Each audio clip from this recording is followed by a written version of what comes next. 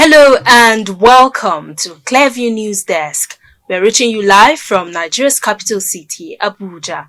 I am Gloria Atta. Welcome.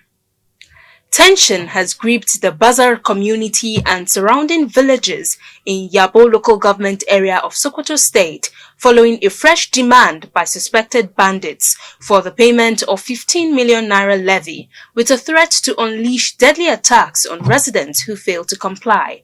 Clearview News Imifonukun has the details. Bandits in Nigeria are criminal gangs, particularly in the northwest region of the country. These criminals engage in violent acts like kidnapping, cattle rustling, and extortion, causing significant loss of life, displacement, and disruption of the livelihood of communities. Several efforts have been made to combat the activities, including military operations, failed amnesty deals, and more recently, community-led dialogues, even as the violence has spread to other regions. Recently, Basar community and surrounding villages in Yabo local government area of Sokoto State have lost their sleep as bandits have demanded for the payment of 15 million naira levy with a threat to unleash deadly attacks on residents who fail to comply. Meanwhile, the bandits have reportedly threatened to destroy farms and crops if the said levy is not paid. One of the residents who said the people of Yabo local government area are living in fear as the deadline looms accused the president of neglect. Recall that bandits had attacked Zamfara community for defaulting in levy payment, while they also carried out an attack on Kwarim Mesaje community in Tafe local government area over the failure of their residents to pay a 3 million naira levy. During the attack, the bandits reportedly raped women and abducted 6 people after looting the village of valuables, according to a resident. Imifonukun reporting for Clearview News. The Department of State Services has arrested a man identified as Innocent Chukwuma for allegedly using social media to campaign for military rule in Nigeria. Security analyst Zagazola Makama confirmed the arrest in a post on his official X handle, saying Chukwuma was tracked down to Oigbo in Rivers State, where DSS operatives apprehended him. According to reports, the suspect had used his account at the Agroman to call for a coup, claiming that Nigeria needed military intervention. Sources say the suspect is currently in DSS custody and cooperating with investigators as the agency intensifies efforts to curb online activities capable of threatening national security. Military investigators have intensified their probe into the alleged plot to overthrow President Bola Tinubu, with sources confirming that a managing director of a federal agency in the south-south region of the country is currently under interrogation. According to 2 senior intelligence officials, the agency head was detained after allegedly transferring a large sum of money to former Minister of State for Petroleum Resources, Timipre Silva, who has been linked to the alleged financing of the planned coup.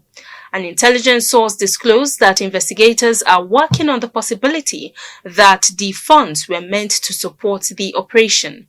Investigators reportedly raided Silva's Abuja residence, during which his younger brother, Paga, who serves as his special assistant on domestic affairs, was arrested alongside his driver. The former Bayelsa governor, who was outside the country at the time, was said to have suspended his return after learning that several suspected coup leaders had been apprehended. And now in sports, Nigeria have qualified for the 2026 Women's Africa Cup of Nations (WAFCON) following a 3-1 aggregate win over neighbors Benin Republic. The Super Falcons drew 1-1 with the Amazons of the Benin Republic in the second leg of the qualifier played on Tuesday in Abeokuta, Ogun State. Clearview News Imifonokun has the details. Nigeria, 10-time African champions, head into the game with a comfortable 2-0 advantage from the first leg in Cotonou last Friday. Goals from Chinedu and Esther Okoronkwo gave the Falcons the needed support. Despite the first leg advantage, head coach Justin Maduoku insists the job is far from done, warning against complacency. Ahead of the 14th edition of the WAFCON in Morocco, the qualification race is intensifying as countries vie for their tickets. Nigeria won the last WAFCON after a heroic comeback against host Morocco. The trophy was a record-extending 10th title for the Super Falcons, who clinched it in 1998, 2000, 2002, 2004, 2006, 2010, 2014, 2016, and 2018. Next year's Women's AFCON is set to take place between March 17 and April 3rd. The competition will also serve as the qualifier for the 2027 Women's World Cup in Brazil. Consequently, semi-finalists at the WAFCON are guaranteed automatic spot in the tournament. However, 2 more teams can join the continent via the Intercontinental Playoffs. The Super Falcons have participated in all editions of the Women's World Cup and reached the round of 16 in 2023 before crashing out to eventual finalist England via penalties. Imefonu Kun reporting for Clever News. The Emir of Kano, Muhammadu Sanusi II, and the founder of Stanbic IBTC Bank, Atedo Peterside, have urged President Bola Tinubu's government to ensure that its economic reforms are inclusive and fiscally disciplined. Sanusi warned that the government's penchant for borrowing is tantamount to digging what he described as an economic hole. They made the call in Abuja during a high-level dialogue on Nigeria's economic direction, governance, and reform priorities at the Oxford Global Think Tank Leadership Conference and book launch. While commending the bold reforms, both cautioned that the government must address rising poverty and the cost of living by curbing waste and directing resources to help ordinary Nigerians. The former CBN governor commended President Tinubu for removing fuel subsidy and unifying exchange rates, describing both as painful but necessary steps. He, however, cautioned that without institutional reforms and prudent spending, Nigeria risks undoing the benefits of the painful but necessary economic adjustments. And on the foreign scene, tension is running high in Tanzania as police in Dar es Salaam have fired tear gas to break opposition protests during the country's general election. The vote is expected to return President Samia Suluhu Hassan to office, but opposition groups are calling it neither free nor fair.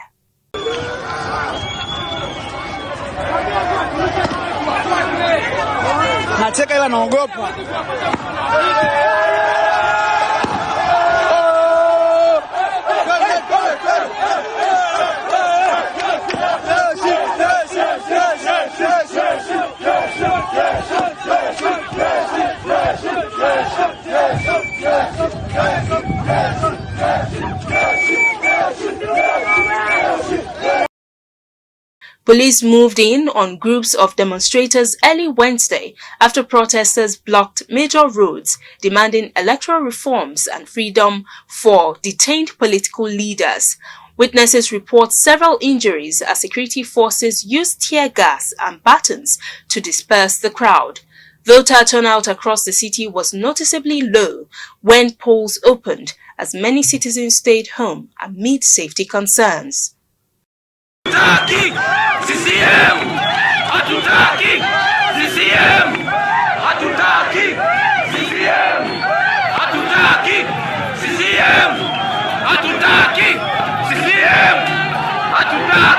More than 37 million Tanzanians are eligible to cast ballots in the presidential and parliamentary elections.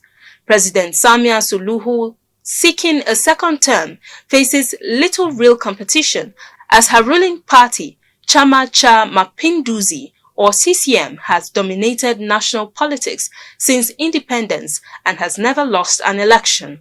The main opposition leader has remained in detention on treason charges, which he denies.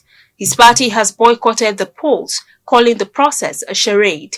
16 smaller parties were cleared to contest, but none are seen as viable challengers, as the only serious contender, Luhaga Mpina of the ACT, Wazalendo Party, was disqualified on what officials describe as legal technicalities. As polls continue, international observers are watching closely to see whether Tanzania's vote can meet democratic standards or deepen concerns over repression in East Africa's once stable democracy. And that's the news. You can follow up on latest events and happenings around you via our social media platforms on Facebook, Instagram, and YouTube at Clearview News Desk, or via our handle on X, formerly known as Twitter, at Clearview Online. Many thanks for watching. I am Gloria Atta. Bye for now.